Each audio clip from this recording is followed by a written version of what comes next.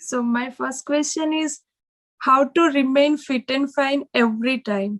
हमारा डे जो स्टार्ट होता है तब तो एनर्जेटिक फील करते हैं, लेकिन जब आफ्टर आफ्टरनून सो थोड़ा एनर्जी लेवल लाइक ओके थक गए ज्यादा ऐसी फीलिंग आती है. कभी सोचा है, कभी पूछा है अपने आप से ऐसा क्यों होता है, उसके पीछे क्या रीजन है? मे बी एक्सरसाइज नहीं करती हूँ इसके लिए. I think you are absolutely right. अगर आप सुबह सिर्फ एक्सरसाइज करना शुरू कर देना अराउंड हाफ एन आवर, तो आप देखेंगे आपके एनर्जी लेवल्स में बहुत बड़ा डिफरेंस आ जाएगा।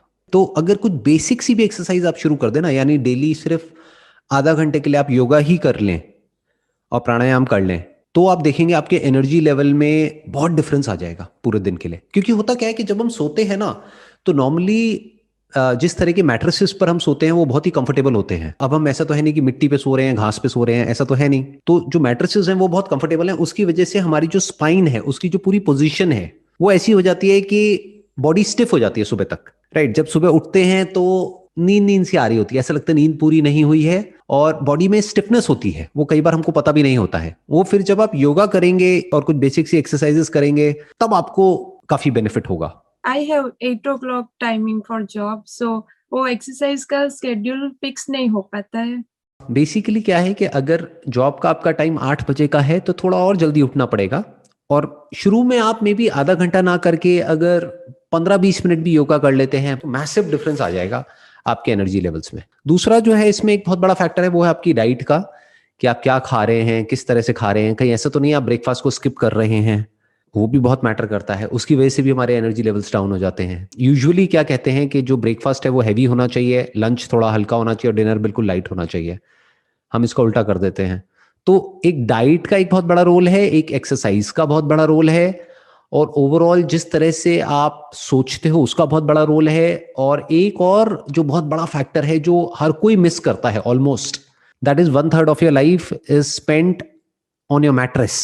मतलब सोते हुए वो टाइम निकलता है तो मैट्रेस के ऊपर हम ध्यान ही नहीं देते हैं। लोगों को आप देखोगे उनके पास गाड़ी होगी बढ़िया से बढ़िया, 10 लाख की 20 लाख की गाड़ी है, मैट्रेस है 5,000 रुपए का। तो वो एक बहुत इंपॉर्टेंट फैक्टर है जिसको हमको ध्यान में रखना है कि 8 घंटे हम बिताते हैं अपने मैट्रेस पे, तो दैट हैज टू बी सच के उससे हम सुबह जब उठें तो एनर्जाइज फील करें।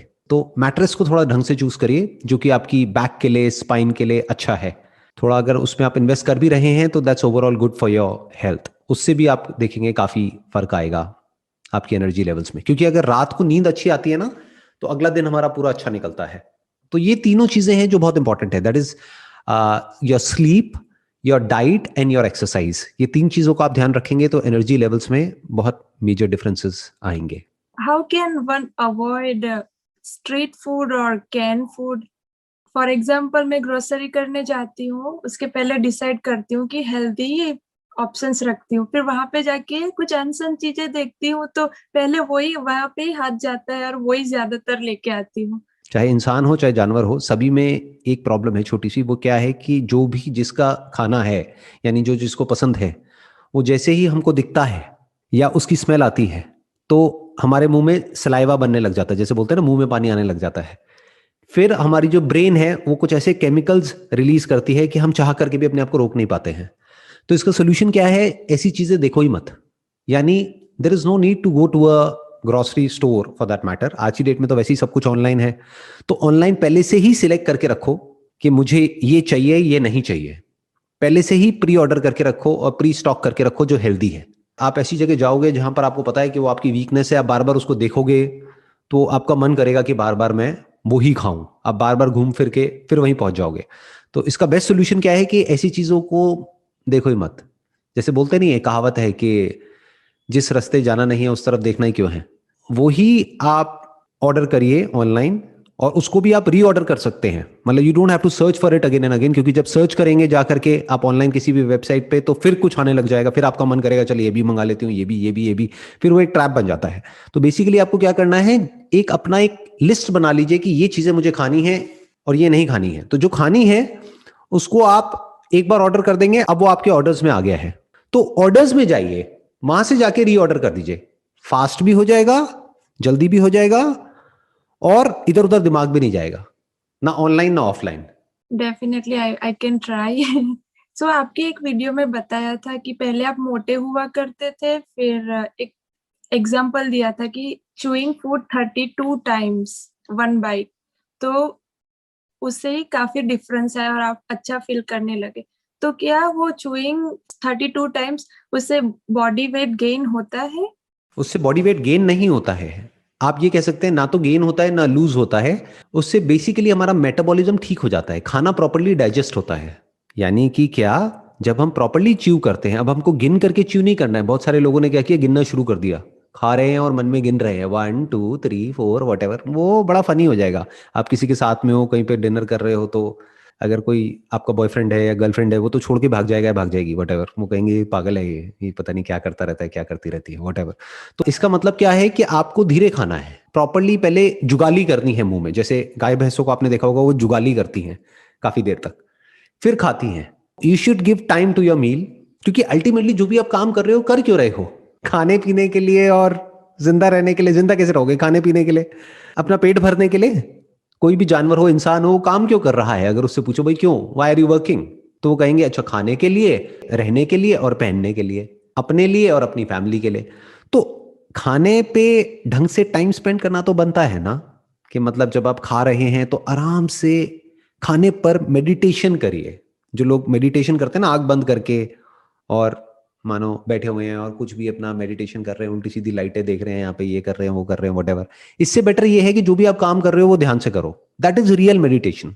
कि आप दिन में 3 बार खाना खाते हो, ब्रेकफास्ट लंच डिनर, तो आराम आराम से धीरे धीरे खाइए, धीरे धीरे च्यू करके, और पूरी अटेंशन उस खाने की तरफ होनी चाहिए। उस वक्त कोई मोबाइल ऑपरेट नहीं करना है, उस वक्त किसी से बात नहीं करनी है, पूरा ध्यान खाने पर होना चाहिए। और जब आप इस तरीके से करते हैं तो ये आपकी डाइजेशन के लिए अच्छा है। अब डाइजेशन से क्या होता है, आयुर्वेदा में कहा जाता है कि हर बीमारी की जड़ जो है वो पेट है। आज धीरे धीरे जो एलोपैथी है वो भी यही बात कह रही है कि ब्रेन में जो केमिकल्स की जो प्रॉब्लम होती है ना, जैसे मान लो किसी को डिप्रेशन है, क्लिनिकल डिप्रेशन है, तो वो किस वजह से, प्रॉपर्ली सेरोटोनिन नहीं मिल रहा है ब्रेन को। तो वो सेरोटोनिन जो प्रोड्यूस होता है, majority of it is produced in the gut, यानी stomach. Your stomach is the most important part of your body, क्योंकि अगर जो आप खा रहे हैं वो ढंग से डाइजेस्ट नहीं होगा, जो आपका डाइजेशन है, अगर वो डाइजेस्टिव सिस्टम प्रॉपर्ली काम नहीं करेगा, तो आपकी जो बाकी के बॉडी के ऑर्गन्स है वो अच्छे से काम नहीं कर सकते, अपना ब्रेन भी अच्छे से काम नहीं कर सकती। तो जो आपने पहला क्वेश्चन पूछा था ना, एनर्जी नहीं रहती है, उसमें ये भी एक बहुत बड़ा रीजन है। हम क्या करते हैं, हम कुछ भी जंक फूड उठाया और खाया और निगल लिया उसको। जैसे कि कोई अजगर है, उसने निगल लिया है, तो हमको पेट में जा करके इकट्ठा हो गया है, और फिर हमको आलसी फील हो रहा है, मतलब वी आर फीलिंग लेजी। तो बेसिकली खाने को जो डाइजेस्ट करने का काम है वो पेट में नहीं होता है, वो मुंह में ही शुरू हो जाता है। यानी जिस वक्त आप चबा रहे हैं ना खाने को, तो उस वक्त जो भी उस खाने को डाइजेस्ट करने के लिए जो एंजाइम्स जरूरी हैं, जो भी केमिकल जरूरी है, जो सलाइवा जरूरी है, वो मुंह में ही डाइजेस्ट हो चुका है आधा। तो बाकी आधा काम पेट में होगा। पूरा काम आपने पेट को दे दिया तो गड़बड़ हो जाएगी। मतलब digestion 50% is in your mouth and 50% is in your stomach.